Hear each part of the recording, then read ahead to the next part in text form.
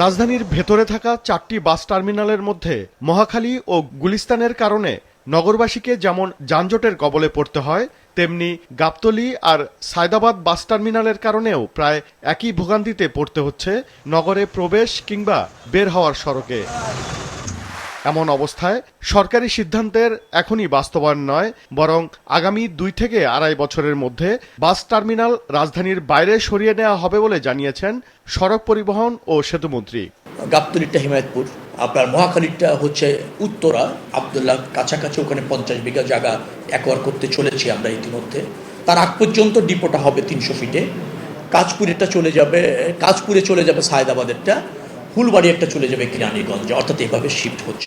সকালে সচিবালয়ে Bangladesh secretariat reporters forum BSRF আয়োজিত সংলাপে তিনি জানান, আগামী 4 থেকে 6 মাসের মধ্যে 2 সিটি কর্পোরেশন রাজধানীর বাস টার্মিনালগুলোর অবকাঠামো নির্মাণ ও সংস্কার করবে, যা যাত্রীবান্ধব পরিবেশ নিশ্চিত করবে। বাস মালিক সমিতিরা বলেছে তারা ওই পরিবেশ পেলে, জায়গা পেলে তারা নিজেরাই ওখানে অবকাঠামো করে নেবে বাস স্ট্যান্ডে। তারা এগ্রি করেছে, আমি কিন্তু তাদের সহযোগিতা এখানে পেয়েছি। সিটি কর্পোরেশন তারা ডেভেলপ করে দিতে চেয়েছে, আর মেট্রোপলিটন পুলিশ দায়িত্ব নিয়েছে, তারা পরিবেশটা এনশিওর করবে যাতে তার মানুষ নিরাপদ থাকে, সাফিসিয়েন্ট স্ট্রিট লাইট থাকে, সিসি ক্যামেরা থাকে, মানুষ মানে উৎসাহিত হয় ওখানে যেতে।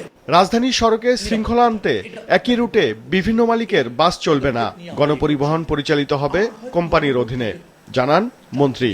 একই রুটে 2-4-10 জন মালিকের বাস বিচ্ছিন্নভাবে চলবে না, যেটা প্রতিযোগিতা হয়। কেউ স্ট্যান্ডে থামে না, স্ট্যান্ডও নির্দিষ্ট নয়, লোক যেখানে হাত তোলে সেখানে থামিয়ে দেয়। এই পদ্ধতিতে আমরা বাস আর চালাবো না। আমরা প্রত্যেকটা রুটে যারা বাস চালায় তাদেরকে নিয়ে একটা কোম্পানি করতে চাই, নির্দিষ্ট বাস একই কালারের, নির্দিষ্ট মানের ফিটনেস রেখে, ফ্যাসিলিটিস রেখে চালাতে হবে। ইলেকট্রিক বাসকে উৎসাহিত করার পাশাপাশি কোন রুটে কোন কোম্পানির বাস চলবে তা নিয়েও আলোচনা চলছে বলে জানান মন্ত্রী শেখ রবিউল আলম। ওবায়দুল কবির, মাছরাঙা সংবাদ, ঢাকা।